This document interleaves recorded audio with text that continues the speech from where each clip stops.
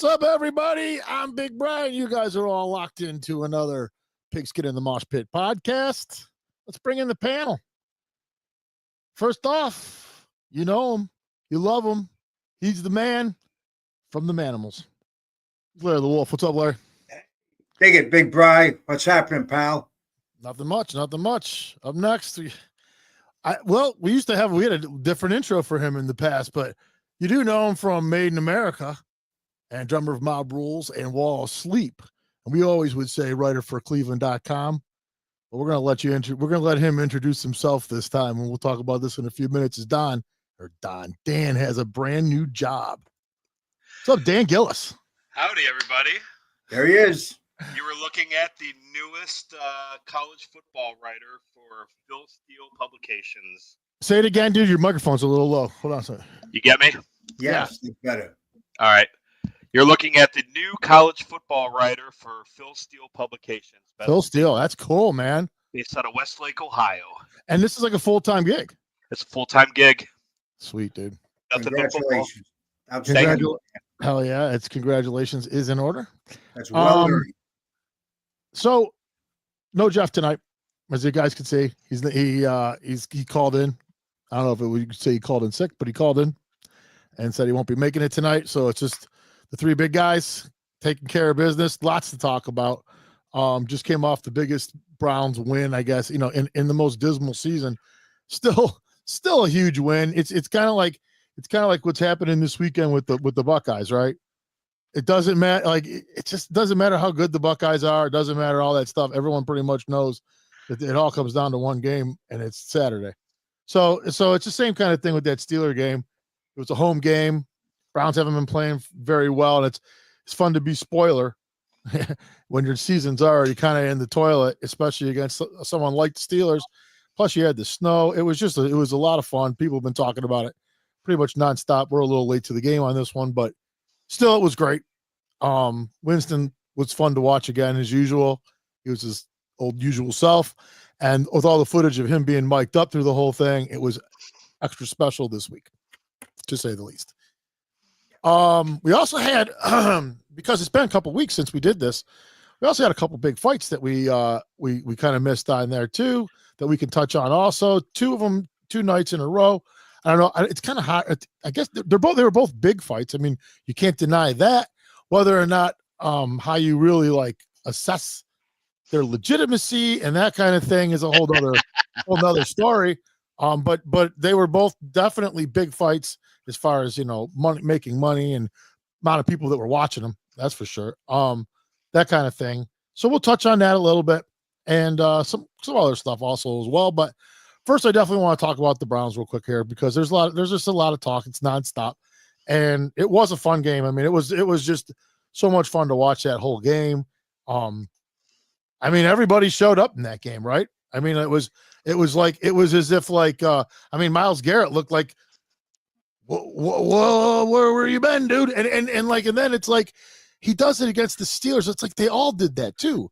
They all show up against a team that's. It's kind of hard to do stuff against but what happened? What do you guys think happened in this game? I should know. I just want to say before Dan, I should know because I've been critical of Mr. Garrett. He did show up the last 2 games. Yes, yeah. He has. Now I think instead of saying much, I think you ought to just keep showing up the rest of the season instead of immediately saying stuff. Yeah, he did. He did start talking. And there's no doubt about it. I mean, and they all will talk. They're all that. Listen, dude. Let's just be honest. Watt doesn't have a problem talking when he talks too. They all have their thing to say, and they all do. I mean, it's just part of their game. However, you're right. I mean, I just have a hard time gloating when you're losing. I just don't care about anything else. Like I don't really care for the celebrating when you're not winning. See, I didn't care when the Guardians or whatever you want to call them would celebrate all their little milestones. Some people might think, well, what are you celebrating for? You haven't won it all yet. I don't have a problem with that. Like you can celebrate all the milestones you want. As long as you're winning, celebrate. But if you're losing, it's like the guy who makes a tackle for a 1-yard loss. You're losing by 30 points and you get up and you want to do a dance. It's like you look so stupid, dude. Like you're getting creamed but you see it a lot, right? You see it all the time. Yep. It's the same kind of thing, though. It's, it's like, dude, nobody on this Browns team has a right to gloat. Nobody. You see guys in the league that jump up. They're on losing teams and they've dropped 5 balls. They catch a ball for a first down. And they get up and they're signaling first down. It drives me crazy. I'm not even going to lie. I mean, it makes me want to turn the TV off half the time. It does. I hate it. It does. Yeah, it's terrible. You're right. There's not a thing to celebrate when you're losing. No, it's not. You have no reason to. I mean, and it just goes to show you where the game is gone. I mean, and I know people talk about it all the time, but it's true. There's the whole thing about team only goes so far, right? It's like these professional teams. They want to preach team when they're winning. It's easy to do when you're winning, but when you're getting your asses kicked, man, they turn. How fast did they turn on the Browns? I mean, shit was quick. They went from last year being the darlings, and everybody went crazy for them. They won every award known to fucking mankind in one year, and then the next year, let's fire everybody. The players are ready to bail. They're pointing fingers. Holy shit! What a turnaround it was fast, and kind of wild, man. Kind of wild. Yeah. The media loves to do clickbait, and they love to stoke the fears and the fire of a volatile fan base as much as they can. And they do. Because that means more clicks, more eyes, more buys. It's the business. And, Tony Grossi was basically pounding his chest that, number one, Stefanski was coaching for his job on Thursday. And number 2, that Daniel Jones was on his way to Berea. 0 for 2, asshole. Yeah. Yeah. I love seeing him be wrong. I'm sorry. Well, he is, and he's just turned into such an absolute cynical asshole. I can't believe they keep paying this dude for what I don't know. Why? I mean, he is. Well, you know why? I'll tell you why. Because he feeds the fan base, which is just like him. I mean, there's so many people that he talks to that absolutely agree with every fucking thing he says. And to be honest with you, some of the stuff he says is absolutely true, because in a team that has such a dire a knack for losing, that his cynicism just plays out. I mean, it's just how it works out, But the truth of the matter is I have a hard time understanding rooting for sports in that vein. I guess, like, just get out at that point, right? Like, find another hobby, something else. But like, if your whole thing with sports is just to hate it and yell at it, and then what the fuck are you? What are you even watching it for? But obviously that's part of it, because here's a guy who's a writer who spews it and has a following who loves it and sucks it right up, and that's what it is. But I agree with you, dude. I think the media, we touched on this before, I think the media has a huge play into the whole perception of this whole thing. And I think it does resonate with these players sometimes. And it's just a whole mess that you never see in Pittsburgh. Let's just be honest. You never see this in Pittsburgh. And I hate to bring that up again too, but it's sickening. It's sickening because they're the ones that are supposed to be our nemesis. And yet they're the ones that always seem to have their act together. And we beat them. We beat them, and then you know what? They did lose they did not impress me. Yeah, they did some shit in this game that the Steelers normally don't do, especially at the end of the game with that dude going in there and trying to pick a fight, and then he goes, they ran off the rails a little bit there, and it was fun. I mean, I got to admit, that's fun. It's fun to watch. To be to be fair with them, they weren't. I watched the second half of that game, and it was truly, as an isolated one game, it was a lot of fun to watch. It was. It really was. The weather was cool. It was fun to watch the snow swirling around. I keep seeing the clip of Jameson Winston's touchdown, and with the snow swirling behind him. It's so nice. That was a lot of fun to watch. It really was.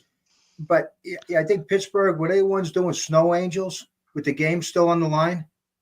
No, it was after the game they did the Snow Angels that I saw. I thought the Steelers were doing them on an interception in the fourth quarter. Hey, really? I didn't see that.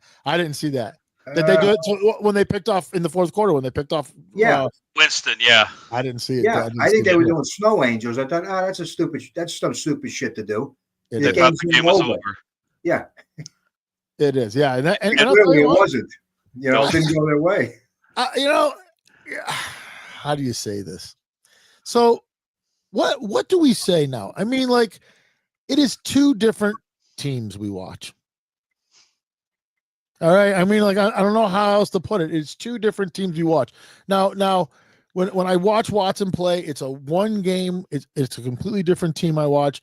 And when I watch anybody else play, it's a different team. And now you got a guy like Winston in there. And, one thing I do love about Jameis Winston is that he's always going to be that guy. Like, there's nothing else. Like, he's exactly the same dude he's been since he was drafted, and he's always going to be that dude, which I kind of admire. At least you know exactly what you got with this dude. And these people, it's a Flacco situation. You just have people who are just enamored with something, and they have to, let's just, he's our answer. He's not the answer to anything, but he's a fun guy to watch for sure, man. And he's and the team can win with him. It's not like they're going to win consistently, but they can win games with them. He's fun to watch, but it's two different teams. All right. And I can't even describe it sometimes because I don't think it's always just that he's a bad quarterback. I think that just the whole team plays less around him. And I don't understand. I don't think it's like they're deliberately playing less. I don't think they're like, it's just that the team doesn't seem to get up to the same level that Jameis Winston was standing in the pocket. Just standing there. Well, when did that happen? Like, I don't even notice that anyone really talking about that, but he had all the time in the world on was it Thursday? He had all the time in the world on I mean, the difference that makes 1 second, the difference that makes, and he had it. And where was that? I know the line changed, and I know there's been injuries. I get all that, but what do you guys think about that? I mean, is that what it was? Is that as simple as Conklin? Is the answer. Watson isn't a pocket passer. He never has been. He never will be. He's one of those RPO. He makes plays with his legs. He buys time. That's the type of guy that he is. And for the first 4 years, and if you can go back to Clemson, even when he was winning national championships there, first 4 years in Houston, that's the guy that he was. And that's the guy that became an elite quarterback. And then you come here and missing a year and a half of full contact football, and he's been battling injuries. It definitely looks like he lost a step. He definitely looks like he lost some confidence. He definitely looks like he lost some zip. I mean, you could go on with the superlatives of things that he lost. He's lost a lot, and but when you go in and you bring in, I'll go to Flacco last year. Even PJ Walker looked decent occasionally. And now Winston.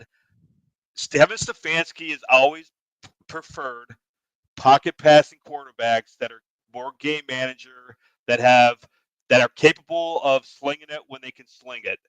And every quarterback that he's had, with the exception of Watson, has flourished under him or have played better than they have.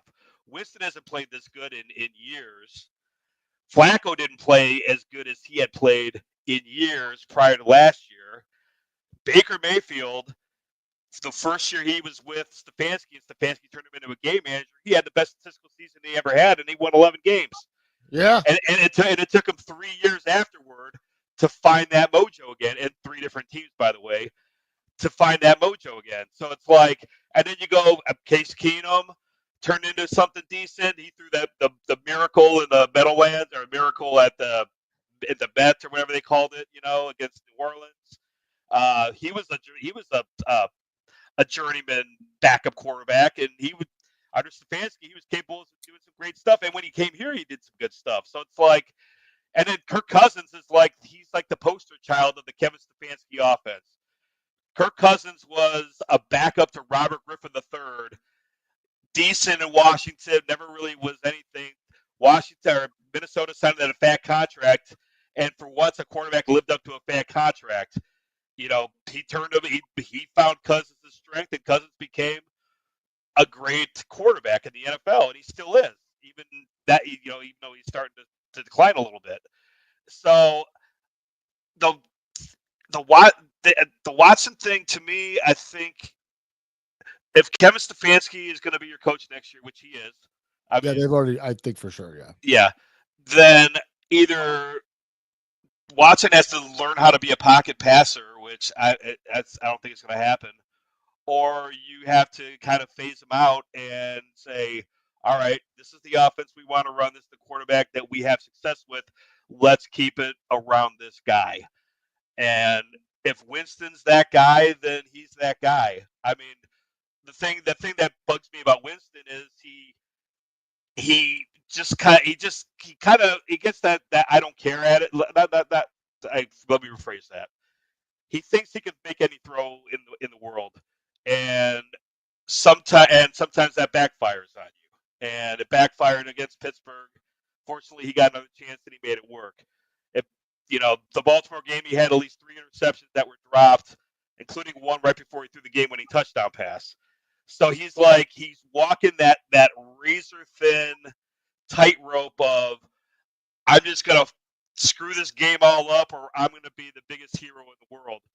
And in 2 games, he became the biggest hero, and in 2 other games, he didn't. Yeah. So, and that's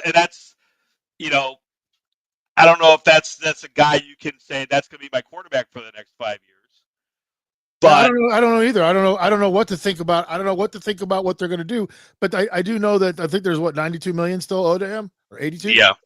So no matter how you cut that or slice that, from an owner's perspective, I think that until every single aspect of every single possible avenue is exhausted, at least in his mind, you don't quit trying. I mean, I just don't. It's just too much money. Listen. I'm just. What I would do is completely different, but it's a lot of money, and now there's stories coming out, and there's stories coming out. You don't know what's true or what's not. But one of the most dire, I needed this answered, and it was who was responsible for the whole Watson thing. And in the beginning, I was dead certain it was ownership, but now the stories are coming out that no, Barry and Stefanski may have had more part in convincing ownership to pull these strings. Now, again, you just don't even know what to believe, really. But whatever happened, and it does make a difference. I mean, as far as how you view how this all goes down, because bottom line is this. Here's what you can say whatever you want about Watson. Again, I will stand by what I've said. None of this is his fault. He made it clear he didn't want to come here. They're the ones that pushed the issue. They're the ones that created all this. They did all that. Then if you have Stefanski who agrees that this is a good idea and then fails to make that offense work with him, then that is epic failure. All right. Epic failure. And you can't blame Watson. If you're a coach of the NFL and you're like, yeah, let's get this guy, I can really make this offense hum with this guy, and the guy comes in and you fail with this guy, you failed. There's zero other way to look at that, especially when these guys get paid, these coaches get paid what they get paid, which you talk about what these players make. Well, go look at the coaches' salaries. So it's like I mean, I've been a big Stefanski guy. I know I have been, and Andrew Barry for the most part. But I mean, as these players fail, his draft picks fail, and other things fail, you start to see that maybe even Barry himself wasn't what I first thought. Any thoughts on that? I have a lot of thoughts on that. Good. I think if there's anybody that's going to take the fall for A, the Watson trade, B, this season's failures, or C, all of the above, it's going to be Andrew Barry. And if you look at his draft record has not been very good. I can't even think of one player that he drafted that has been like stellar off the top of my head. He's look at this year. He took Michael Hall with their first second round pick they had in like 2 years. They took him. What's he do? He gets into an altercation with his old lady, gets arrested, misses 4 games, comes back, gets injured immediately, hasn't done shit. So great pick there. Jedrick Wills was his big splash. Taking over the Tristan Wirfs, and Wills has been awful and making business decisions for himself and not wanting to play. And here they are. They're willing to pick up guys off the streets to play left tackle than play him, who was a first-round pick. That tells you everything that you need to know. I just think. And our quarterback had time. Yes, exactly. I wanted to point that out again. Yes. Yeah. So Barry's been good with, other than the Watson trade, he's been good at acquiring pieces that he needs to. The free agency has done well with getting the right guys in the right spots. Drafting, he's been awful. Unless they go on like a incredible win streak and somehow go 9-8 or 8-9 or even 7-10, I can see somebody getting the axe, and I think it's going to be him. And I honestly, I think that this trade, the Watson trade, started in October of the previous year when Mayfield got injured and he was stubbornly refusing to come out, and he was kind of running his mouth in the press about how only I can say if I play, and this and that, and the Beckham thing. And I think Barry's the one who said, okay, we need to get another quarterback in here because it ain't working and I didn't draft this guy. And Stefanski was kind of ready to wash his hands of the circus that surrounded him. Little did they know what kind of circus they were going to inherit, but I think the circumstances where Watson happened to be the biggest high-profile guy that was going to be available, and they were like, well, let's see if we can make a run at this guy, and let's do it. And Mayfield's trade demand, I think, exacerbated the need to go all in on Watson, where they're like, all right, well, we're going to give you $250 million guaranteed for 5 years, and then we're going to give up 3 first-round picks and 2 seconds and a third. And, like I almost feel like they knew they kind of backed themselves into a corner, and they were like, all right, fuck it. Here we go. Well, they did do that. That's exactly what they did. Hold on, I got to do something real quick here. I got to reset this. By the way, real quick, before we continue, I do want to bring something up real quick here. I think he's ready. He looks ready. We got a new guy. We got a new guy who's going to be joining us.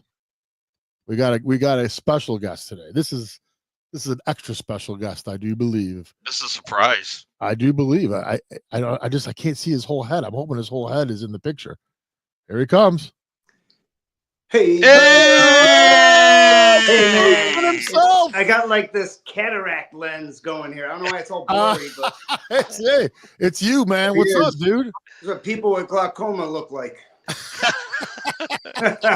Sorry about the bad camera, but I don't know what's wrong with it. How you guys doing, man? What's up, Don? How you guys doing, man? Doing good, man. Good to see you, man. No, I didn't even tell anybody I was trying to get you. I was talking to you. I didn't even tell these guys I was going to make. Oh, that's cool. Yeah, I tried to do the sideways camera too, but it won't. It goes upside down. I don't get it. Well, it's good you made it, man. It's good. So you got your off nights. You can make it with the boys for a little bit. Yeah. That's good, man. Good. All right, man. Yeah, we've been talking Browns, man. It was a fun, real fun game on Sunday. I mean Thursday. I gotta get that out of my head. And we've been talking about, all the obvious stuff. How'd you like that game? I love the game, man. It was great. We fought. It just seemed like we were in control the whole time, and then all of a sudden Pittsburgh comes back, and just seeing Winston go down there in that last drive, and with the snow and everything, it was just so Cleveland. It was great. It was, and for what it's worth, those 2 scores by Pittsburgh, that was so Pittsburgh. So yeah, exactly. So when you really break it all down, it was It was the only difference in that game was we ended up with the game-winning drive. Usually that second score breaks our back, and that would be the end of that game. And it didn't happen for whatever reason. This game was a little different. I just got to admit, even I don't know what was more fun, beating them or the aftermath, like them crying about the weather being the factor. I was like, what the fuck? Like, you can't like how can you ever blame the weather on the outcome of a game unless it's like one specific play that's just so outrageous because of the weather or something crazy like that? How can you ever blame the weather when both teams play in the same weather? I'm like, but I heard it. I heard them Steelers squealing and like little bitches about that shit when it was all said and done. It was fantastic. And yeah. Oh yeah. Little yellow towels, baby. It was fun. I mean, I got to admit, I enjoyed it. I enjoyed it. Now, when they scored them 2 scores, I really, honestly, I knew that. I just knew somehow they were going to do that. And I mean, I was telling my girlfriend, she was sitting next to me, and I'm like, if this is a real Pittsburgh Browns game, Pittsburgh will be either right there at the end or somehow they're going to take this doesn't stay like this in these games. There's something monumental going to happen. It's the same thing that happened in that Kansas City game. I was watching that ending, and I'm like, they tied it up at the end. They get the 2-point conversion and tie the game. I'm like, oh my God, he's going to just walk right down the field, kick the field goal. It's not even a question about what's going to happen in that game. I won't watch them. That's exactly maybe Mel, maybe a suffering supply. I won't watch. By the way, I wore these things tonight not to look like a knob with these things. I'm like, I have to show you guys these glasses. Now I can see Don, see what's going on. And Dan, the big guy. I just got these things. They're made by a company called Vulgati. And I got to tell you, I think the guy's pretty cool. They're called death goggles. You see, they have horns on them. Yeah. Death goggles, cool, man. lovely lenses. Yeah. Oh, they're cool. Anyway, I had to wear those just to give that guy a plug. I like his product, Vulgati. Everybody. Oh, by the way, hey Don. Yeah. What was that? You see? Can you see? Can't see much. What is it? It's got the werewolf dude dressed in. That's my Christmas werewolf. He's howling to say hello to his buddy Don, the mighty great. Don Foose. The mighty Foose is with us. That's so what? So what else have you been doing, Don? Man, talk to us a little bit. Do we miss you, man? We got to get you back on a permanent basis here, man. Yeah, man. Just a little bit of everything. Still writing music and doing all that. So I've been working a lot though. But I hear a lot of people talking about, oh, we should just play for the draft pick, and I'm never for that, man. When we have a chance to beat the Pittsburgh Steelers or the Baltimore Ravens, I mean, I'm all about the wins. You could find somebody at the very end of the first round. It's just a matter of finding the talent. So I'm all about winning, and I don't care about – usually the guys in the top 5 don't work out anyway, I mean, yeah, you're right. I'm 100% agree with you, dude. We just went through all that. It didn't work. And I mean, it kind of worked. It's like it's kind of weird how it is right now. It's like there's no real rhyme or reason. Like you have last year and you have this year. And they're both the antithesis of each other. They're not even the same season. It's all the same dudes, all the same. Everything else is the same, but you don't have. It's just a completely different two different seasons. So I mean, there's no consistency here. I mean, I don't understand. Some of it makes no sense, honestly. But they're a lot better against the AFC North than they are against everybody else. And nobody else in the NFL agrees with that. And I'll tell you what, if Jameis Winston was more of a just somebody who maintained, I don't know, I guess kind of like managed the game. If he was better at game management, man, everyone loves that guy. He's like such a spark plug, Yeah. The fans love him. The players love him. If he just would just take care of the ball, I like that he spreads the field out. I love that he takes risks. I love that he'll run from time to time. And I just love that he doesn't have any, surrender in him. So, it was all Watson was the reason why this team was down in the dumps. Nobody liked the guy, and the fans hated him. And just, he's not coming back either. The whole mood of the team is different. There's two different. I just was saying before, it's two different There's two different teams. I mean, like you can't deny it. It's not even. There's not now. I will say this: there's just things about what's happening now too that you can't explain totally through that. Like it's just a strange year. It's just a strange year. I mean, that's all there is to it. I mean, getting Chubb back is nice, but he's not exactly lighting it up. But he is. He has this knack for making difference, and I don't know how else to explain it. You have to really watch that dude. Where he might not at the end of the game have these explosive yards, but Chubb does something for that offense. Like when he's out there carrying half the defense for an extra 2 yards, he's still doing it. All right. Yeah. I mean, I'm watching him still do that shit. It does something. It does something for the whole morale of the whole game. Like he's got the it factor. Yeah, man. He's like the star. I hate him like he's the star. Yeah. Like they're in awe of him. He's got a big heart. He plays with that heart, with that passion. I mean, clearly he's not the guy that he was before the injury, where he was, he averaged 5 yards a carry.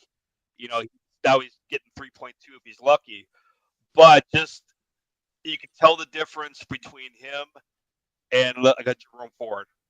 They don't respect Jerome Ford like they respect Nick Chubb.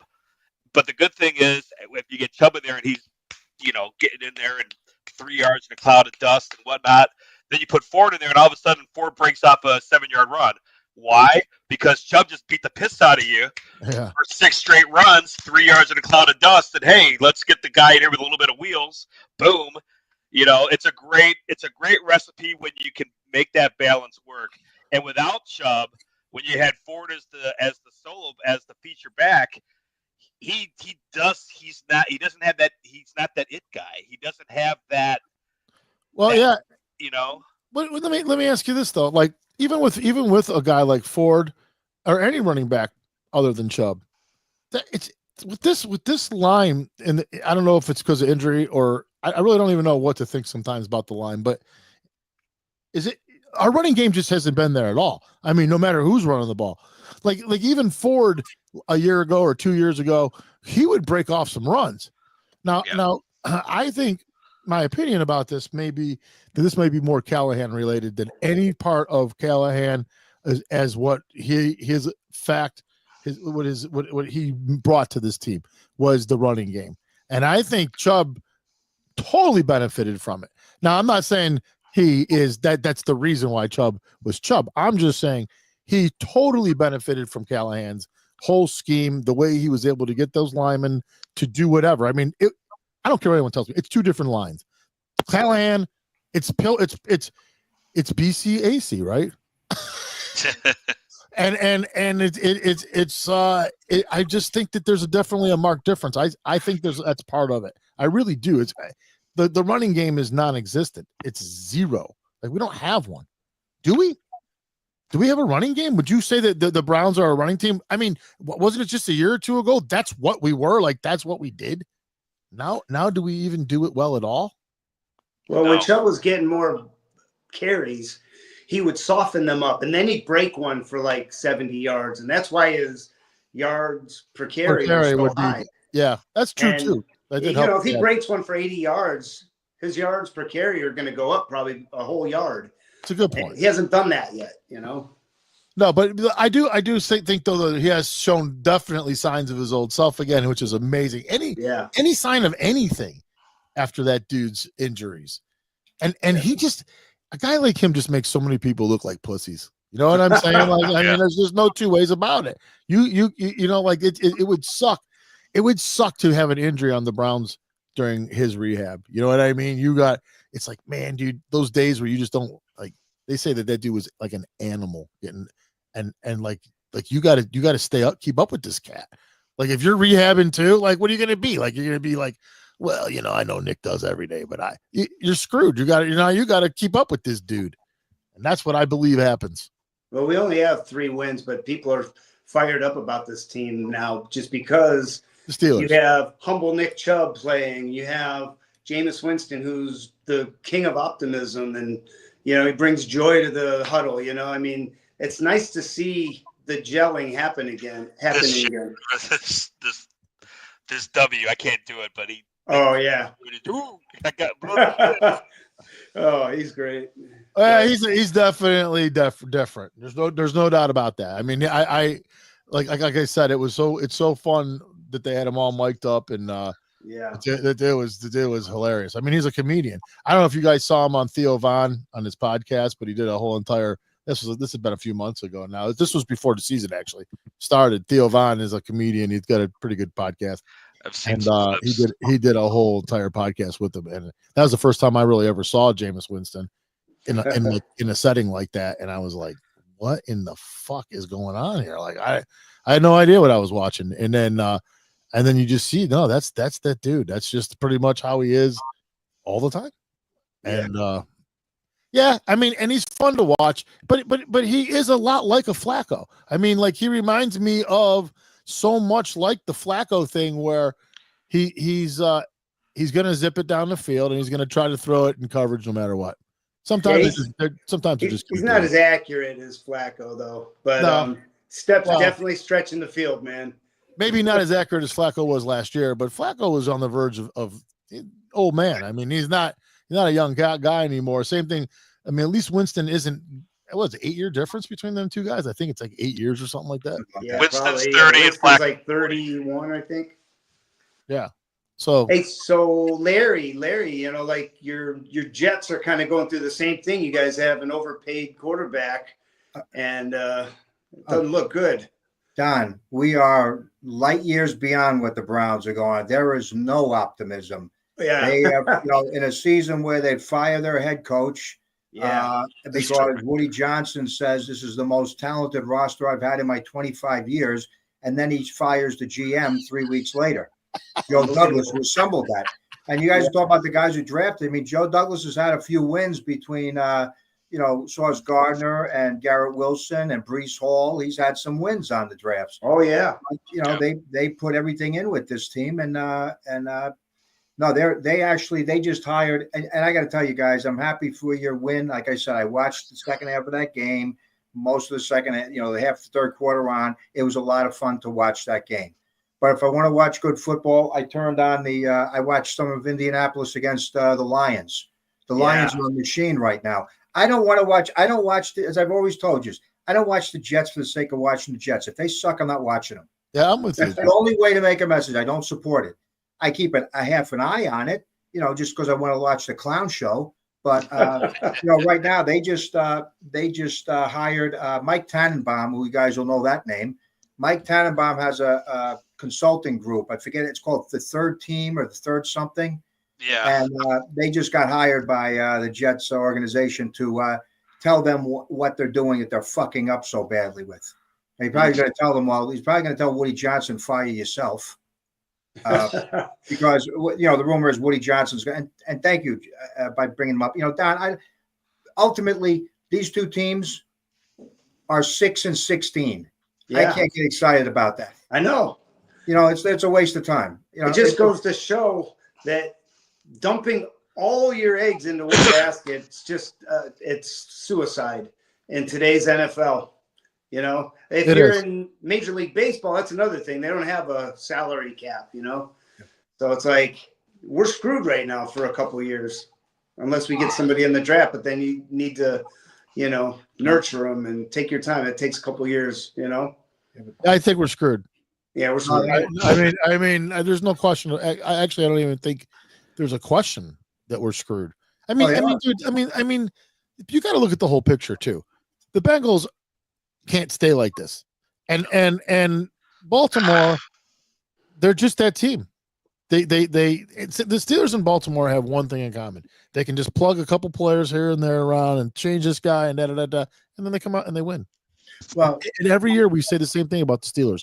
Finally, this is the year. Fairness, Brian, the thing that what do you call Ravens have is what's his name? Derrick Henry is having a terrific season. And I will say, I watched his highlights and Saquon Barkley the other day. Ooh, that looked, and I got to say, Dan, I know you don't like him. I did like that play where Baker Mayfield turned around on the running play and he blocked for his runner, waved him on, turned around and blocked. That's a great play. I don't give a shit if you like the guy, don't like the guy, think he's good or bad. That's a great fucking play, and that's a guy who wants to be playing football on the field. Yeah, and for what it's worth, dude, I mean, I think I've learned more about football this season than I've learned in any other fucking season I've ever remember. Because I agree. I mean, like I think this Pittsburgh Steelers season is the most telltale, insane thing that like defies everything that we've been talking about with the Browns for the last 15, 20 years. They've defied all of it. Every excuse that we have made this for why we suck.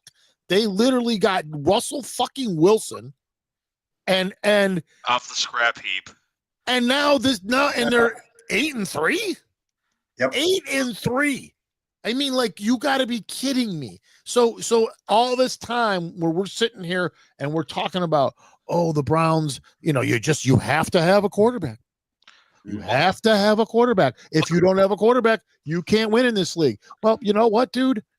Wrong. And you know what? We can sit here and say this too. And I don't know if you're going to say this, Dan, but we can sit here and say, but in the playoffs, blah, blah, blah, blah. Listen, I don't want to hear that shit. This fucking Steelers team, I have seen them years in the past do things that nobody thought they were going to do at the end and go right to the Super Bowl.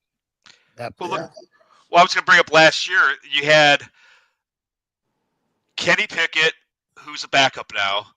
You had Mason Rudolph, who's a backup now, and Mitch Trubisky, who's also a backup now. Those were your three quarterbacks that you were plugging in all year long, and somehow you got to the playoffs with those three jabronis. I know. Yeah. I know. And then you go back the year before, or 2 years before that, with Roethlisberger, who was already retired. Crippled, he was done. And they basically drug his carcass through the whole season, and he played he didn't play very well. Somehow they still made the playoffs with him trudging along, like saying, look, I'd rather be on my couch watching this, but okay, fine, I'll play. And it's like, I don't know how we've been sitting here trying to fight this battle for a quarterback for decades upon decades upon decades, and Pittsburgh doesn't. I still don't think they have their quarterback, but yet they have a great coach. Yes, they do. It's not. Listen, I've thought this way, like you guys are talking right now, forever. I disagree now. I don't even think that's what it is. I don't think a coach. Okay. So we just watched that Pittsburgh game, and we all agreed that like those two scores, that was Pittsburgh. That they do that fucking shit all the time. We're up by 2 touchdowns, and we're like, oh god, thank God we're up by 2 touchdowns. We're up by 2 touchdowns. We got this. And then you just felt it because it's every game against them you've ever watched. All of a sudden, some miracle from freaking who knows where happens. Some ball falls out somewhere, and they're right there, exact spot to be there to fall on the ball. Oh, they got the ball. Oh, miracle! And then they go right down. They score a touchdown, and then they get the ball back again. And right. It plays out like that every fucking game. That is not coaching.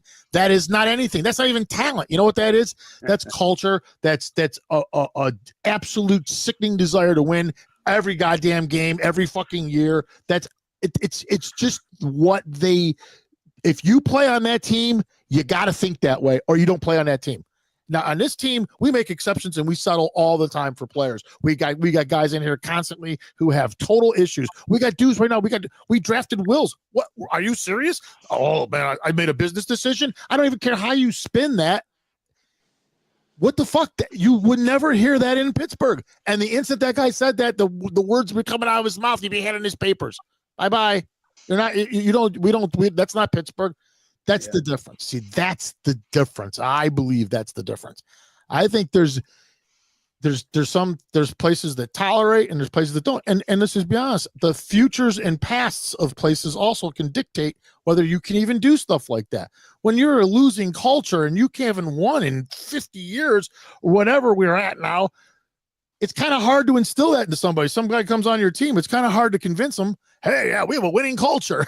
It's really hard to convince anybody of that. So what do you do? What do you do? Like, I think Stefanski, honestly, has done a pretty good job considering what he started with.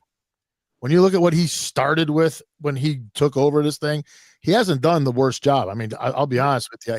I think he's done pretty good. However, what do you do? Like, what do we do now? Like, what do the Jets do? Like they're in the same ballpark that we're in about what I'm talking about. You get, it's like if you get sent to the Jets, it's like a fucking life sentence. It's just like with the Browns. It's like if you're a player and you go there, it's a life sentence. That's why you got guys like Thornhill who are saying the shit that they're saying. And a lot of these players, I mean, we've been hearing it for how long? Even banished to Siberia if you get drafted by them. And you know, it's funny though. I was talking to a buddy of mine who I can't give any details, but he's working through stuff with agents right now for somebody, and he said that the team that it's interesting to say this thing about the culture, Big Bri, because that probably is the single biggest thing and the hardest thing to change. But that's that shadow of a leader we talked about a few episodes ago. It's got to. Dan Campbell's doing it with the Lions. He just is For sure. but he said that the opinion around the league of the worst culture in the league is the Raiders.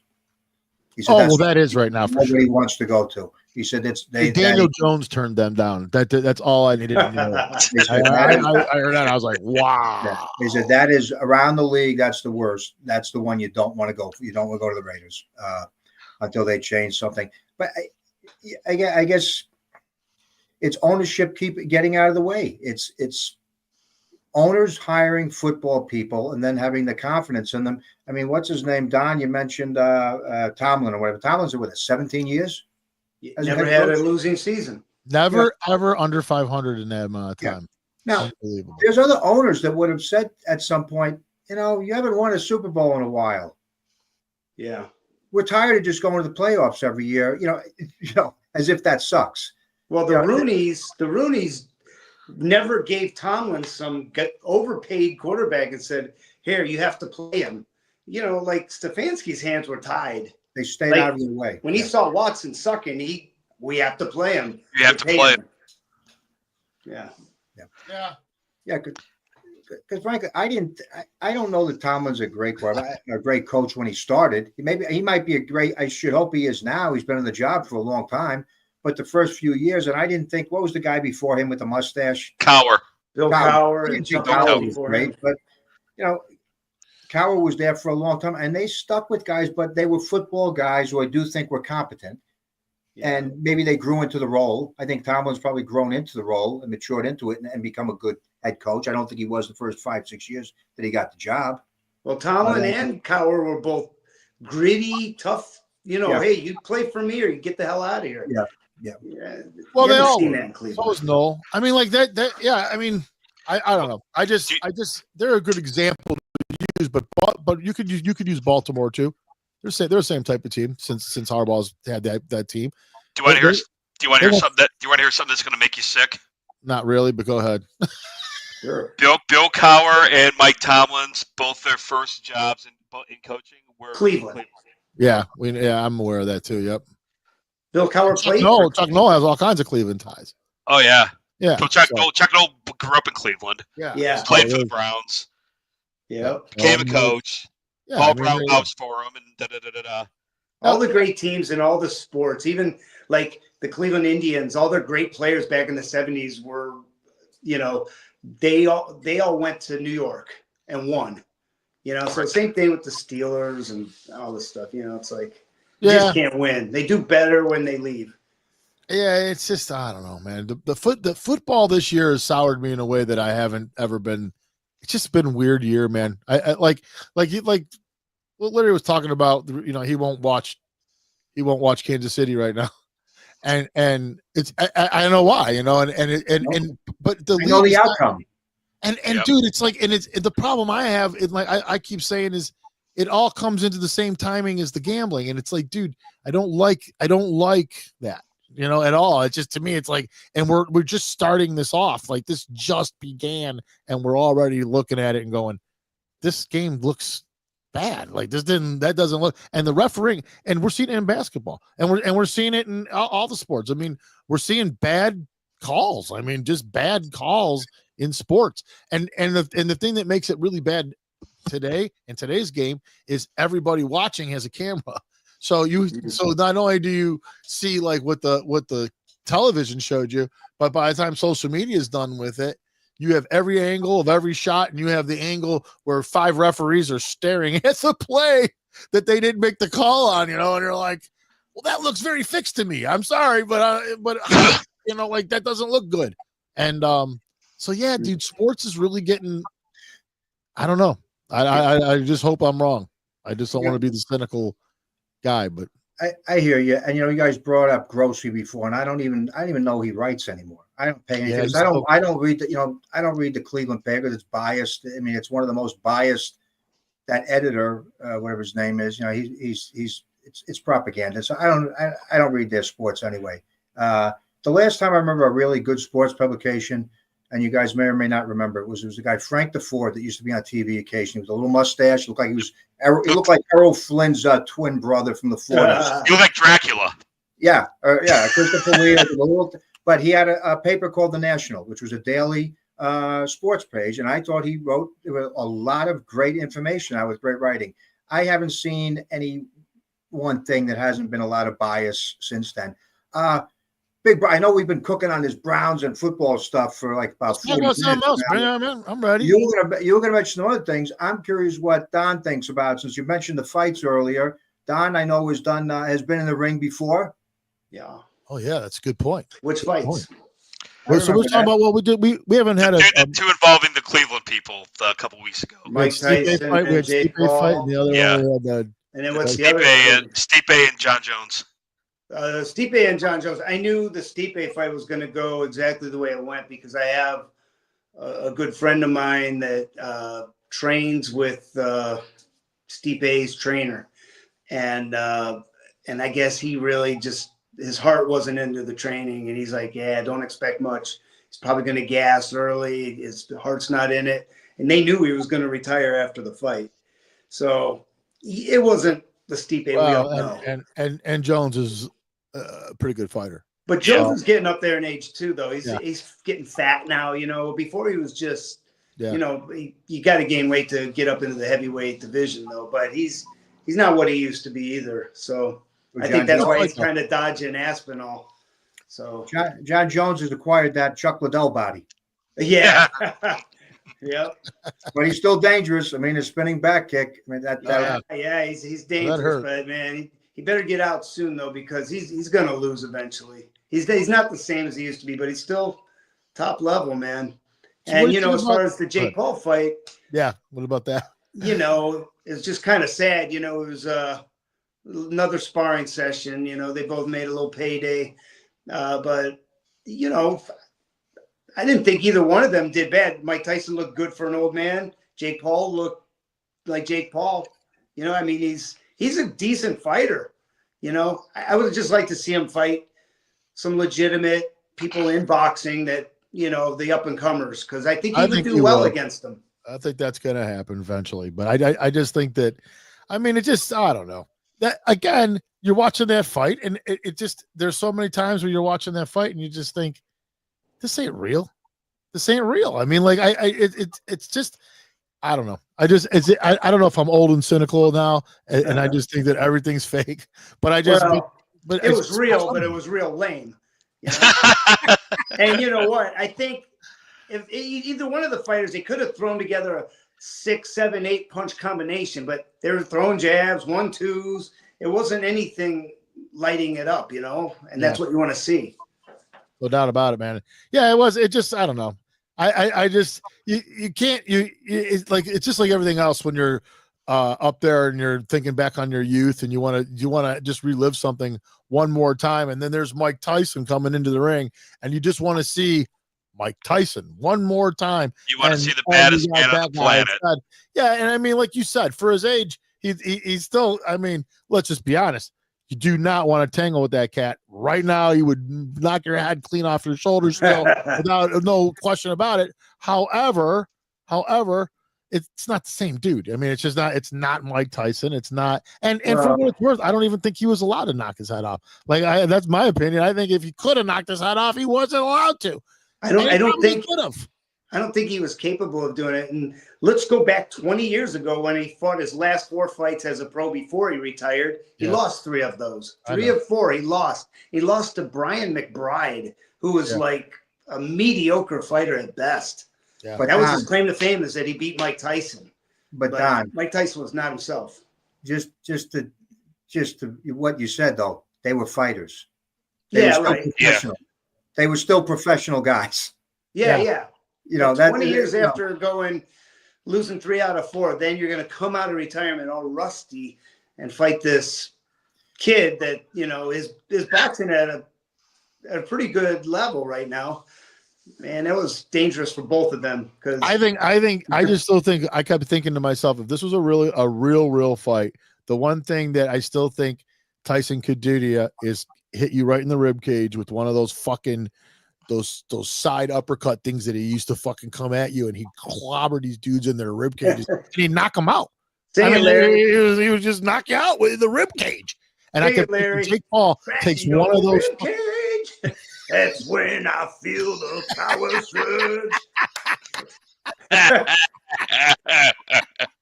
Yeah, I love it.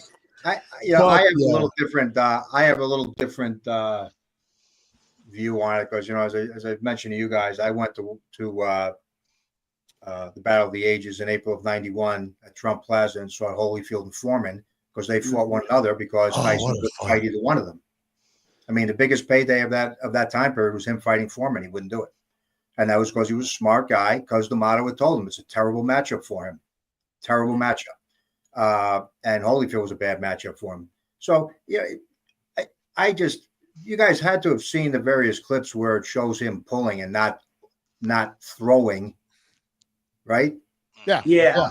Okay. I mean, I admire what the Paul, but I used to go up it's funny, you touch on different things. I had a kid that we cornered, and I don't know if you guys ever went to the old NAAFS fight series. It was the North American Amateur Fight Series. That was where Stipe Miocic got his start.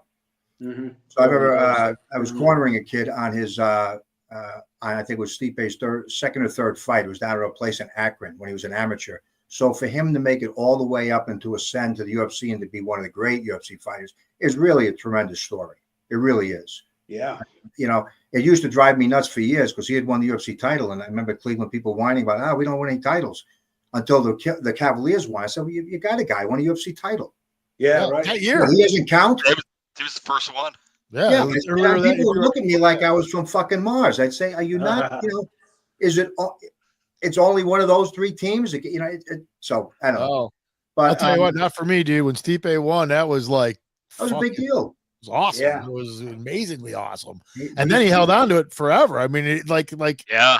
He defended that shit forever, man. He was so bad, dude. So fun to watch. God, I love watching. I remember the fight that they did at Rocket Mortgage. One of his first defenses, CM Punk was in the undercard. Oh, in his first UFC fight, he got his ass kicked. CM Punk. Yeah. You know, look, I love pro wrestling, but CM Punk, and he paraded around, and I've seen him speak. He seems like a decent guy, but since you brought him up, he paraded around. He was on the video game. He was a UFC fighter. He was on their roster for I think 2-3 years before we actually had one fight. Mm-hmm. And he was training with a guy by the name of Duke Rufus, and he was his jiu-jitsu was remarkable. He spent 24 months. Interviewing to handpick a kid who was 21 years old, who was 0-0 or something like that, or 0-1, and he got the shit beat out of him by that kid. Icky Gall. Yeah, and then he lost the next one after that. I mean, he got just not even competitive. Just got. And then they said, "This is a bad idea. Get him out of here." Yeah, go back to the fake stuff. Right. And what I don't like about that, he didn't do what he should have done, which is if you're a good grappler, okay, go do some Naga tournaments or grapplers quests. Do something. Yeah. You don't just bet because of his notoriety, he got to jump right into the UFC. I'm a UFC fighter without ever having had a fight. And then when he does, he gets smoked. So that part of it, I respect people jumping in the cage, but not when it's been handpicked. No, yeah. A kid, he was a kid who he's supposed to blow through, and just destroy. The Paul brothers, I used to go up when I was still when my son was in high school at wrestling. I used to go up to the room because that was when I was still doing grappling tournaments.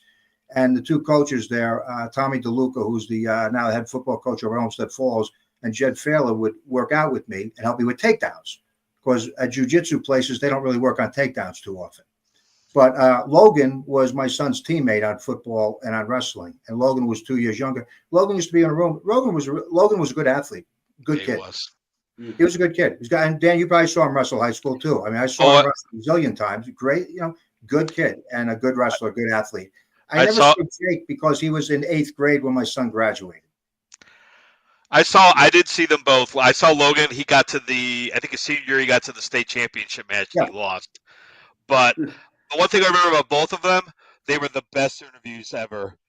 Man, did they talk? They talked some shit. They didn't care. They were entertaining, and I loved covering both of those guys. They talked the shit and they backed it up, and you could tell like they had something about them that was different.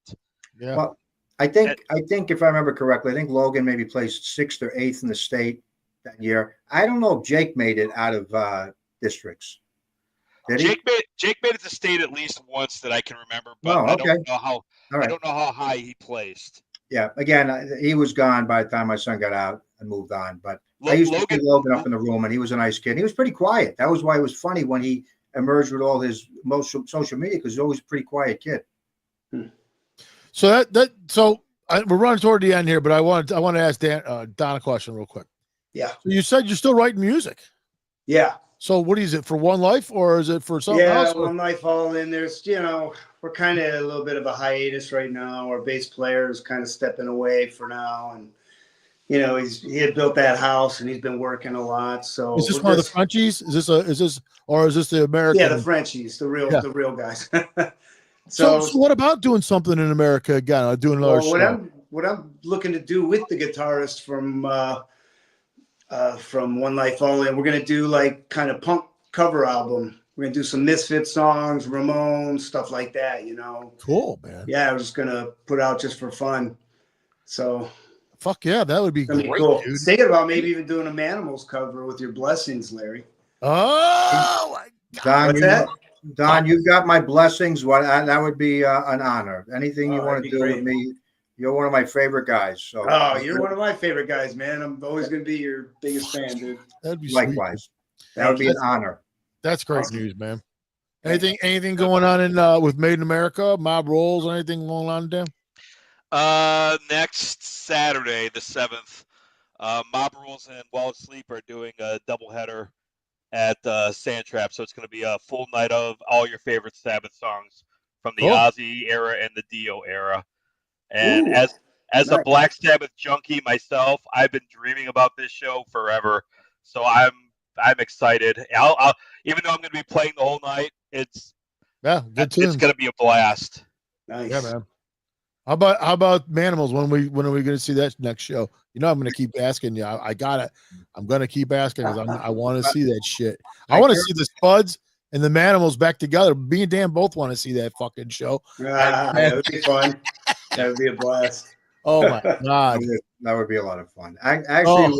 We had a chance to play in New Jersey this on Saturday, but I had to turn it down. We're hosting Thanksgiving here.